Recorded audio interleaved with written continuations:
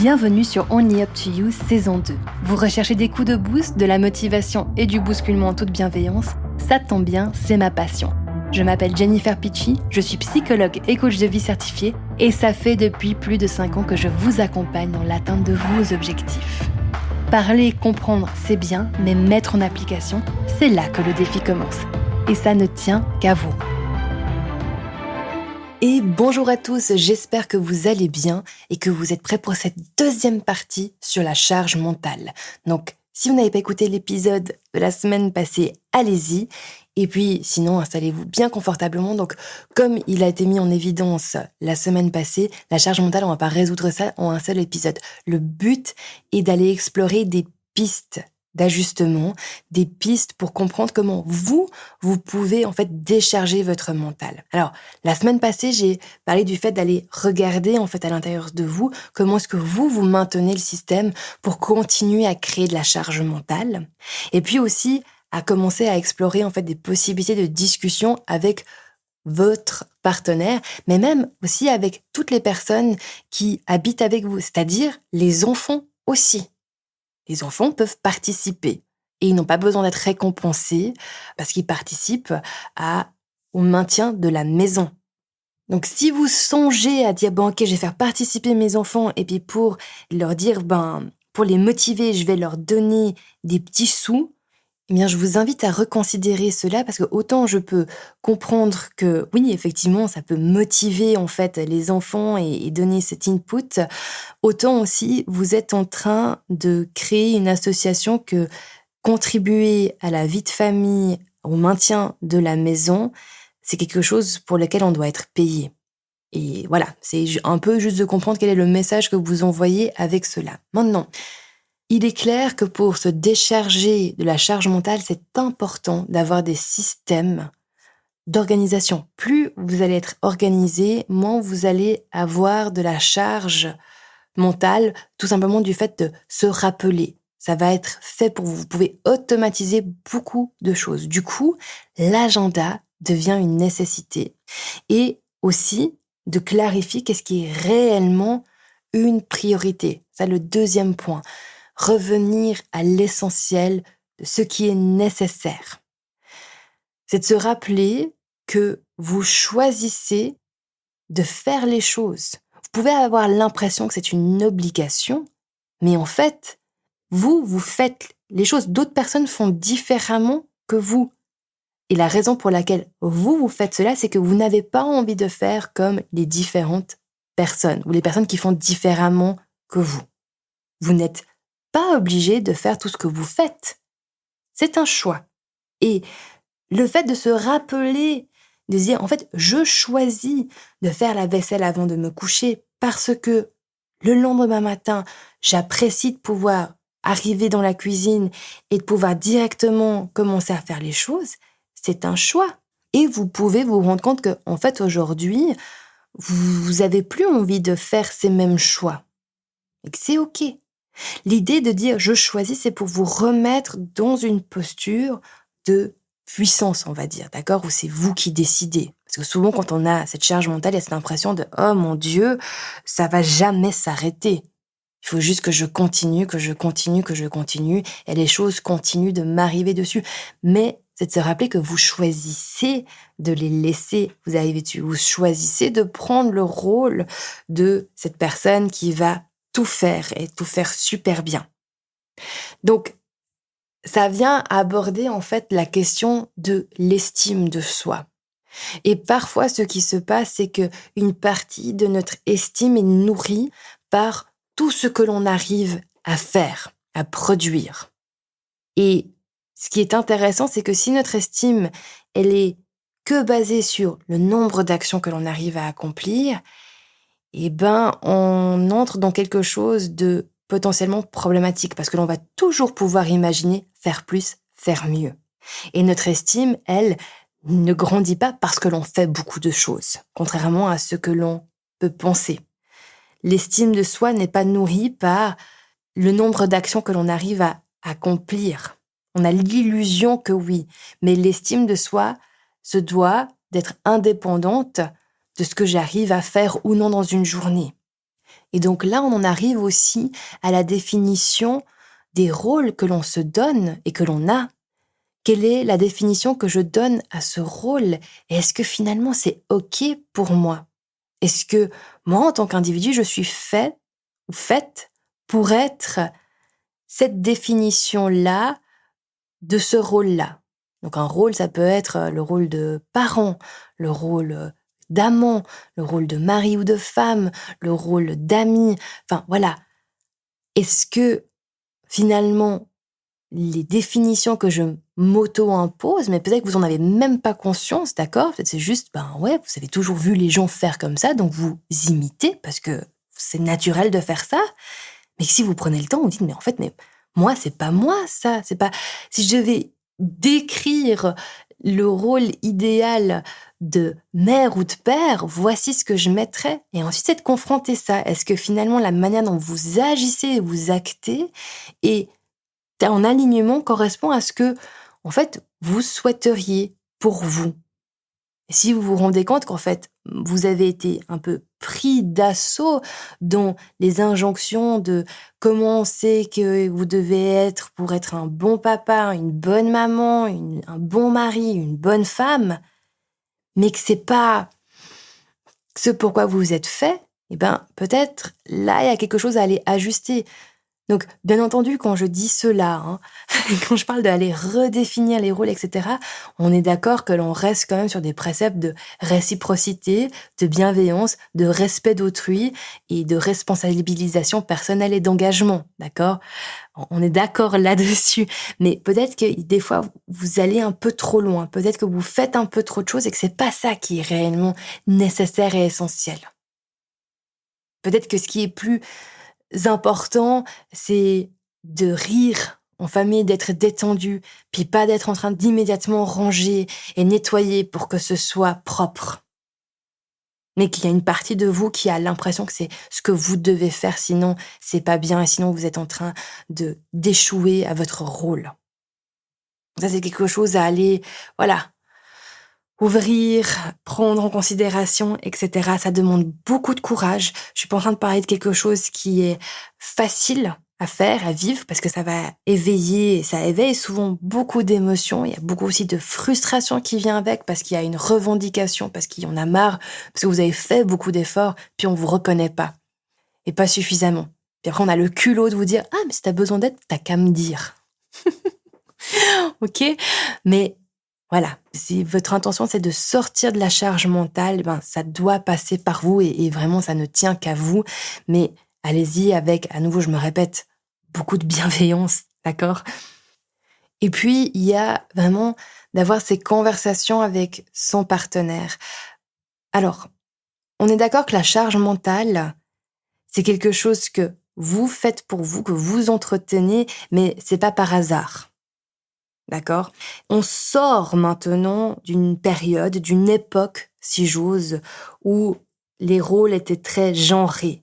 Et on est en train de les équilibrer. On est en train d'avoir ces discussions. On est en train de revoir nos biais, nos stéréotypes. Mais il y a encore du boulot à faire, on est d'accord. Et donc, pour changer le monde, ma philosophie, c'est que on doit aussi commencer de l'intérieur avec nos proches, avec nos familles. Et donc, du coup, d'avoir ces conversations. Et voici un peu quelques pistes, quelques conseils pour aborder les choses naturellement, le maximum de ce qui est possible, d'être dans de la bienveillance et dans une posture intérieure où ce que vous cherchez, c'est à ouvrir la discussion puis à créer des solutions et non pas à revendiquer l'injustice, en fait, de ce qui s'est passé. Parce que ô combien vous avez besoin d'être entendu, que vous avez besoin d'être reconnu, je le comprends. Eh bien, pour la personne en face, elle va se prendre plein de reproches. Et c'est pas forcément en recevant plein de reproches que l'on est ensuite le plus disposé à changer. Ça va aussi créer du ressentiment de l'autre côté. Alors, à nouveau, je sais que je vous parle de quelque chose qui a du bon sens, que dans la théorie, oui, on est tous d'accord, mais que dans la pratique, on est d'accord, c'est plus complexe. Et donc, c'est pour ça que c'est si important chez vous de pouvoir, en fait, vous auto-coacher. Ça sert à ça, en fait, l'auto-coaching. Pour pouvoir vous réguler vos émotions, pour pouvoir, en fait, si vous voulez trier tout ce qui est en excès d'émotions, parce que l'autre n'est pas responsable de vos émotions. Vraiment, c'est important de s'en rappeler. Et je sais qu'avec la charge mentale, on a envie d'accuser l'autre à un moment donné, et puis dire non mais purée, mais tu peux pas juste ouvrir les yeux, tu peux pas juste faire un effort. Tu demandes que je te fasse ta liste, mais moi, c'est qui, moi, qui me fait ma liste? Je peux comprendre tout cela, mais la personne n'est pas responsable, en fait, de cela.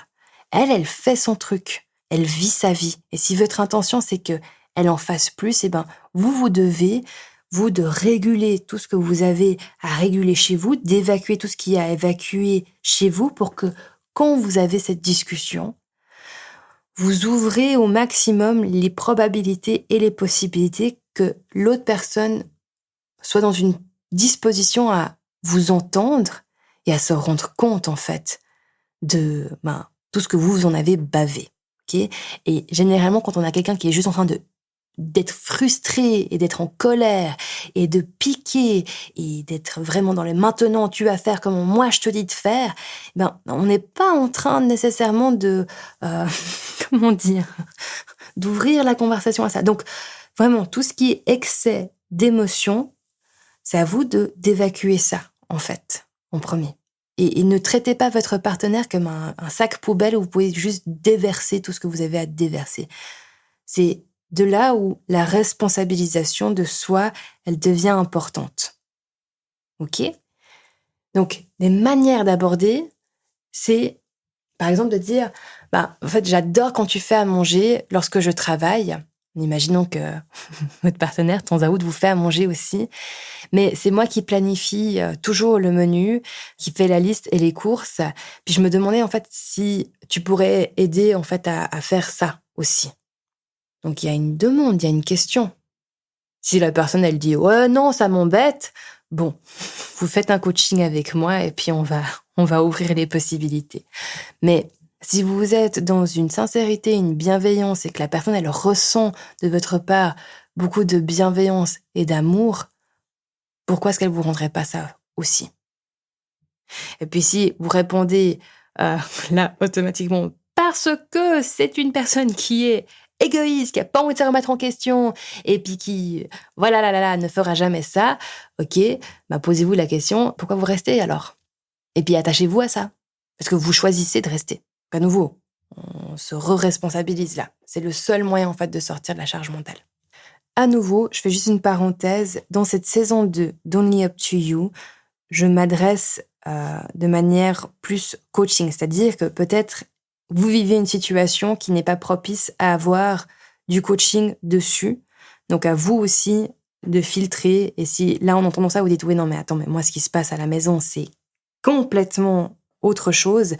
Très bien. Là moi je parle vraiment des couples où finalement ça va, vous êtes tous en bonne santé, il y a du stress, du travail, du quotidien, etc., où il n'y a pas la situation où il y a de l'abus, où il y a des pathologies, etc. D'accord? Ça, on est d'accord que ce ne serait pas approprié de dire tout cela. Donc, je recadre juste. Mais pour les personnes qui vivent une vie, on va dire, normale, avec la charge mentale qui va avec, etc., voilà, c'est là où on dit, on se responsabilise, mesdames et messieurs.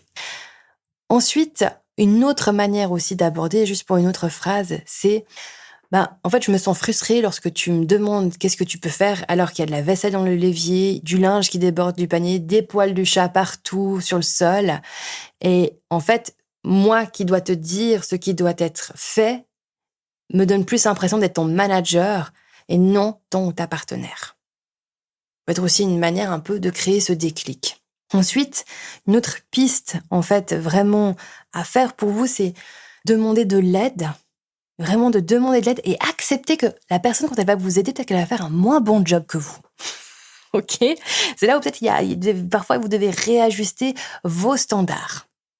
Et puis de la laisser se rendre compte qu'en fait, comme elle a fait, non, c'est pas OK, en fait. Il y a des conséquences. Mais la personne doit pratiquer, doit apprendre. Il y a aussi à déléguer, et c'est-à-dire à entraîner les membres de la famille. C'est fou le nombre de fois où j'entends des parents, en fait, tout faire à la maison et que les enfants, ils ont rien besoin de faire, en fait. C'est fou.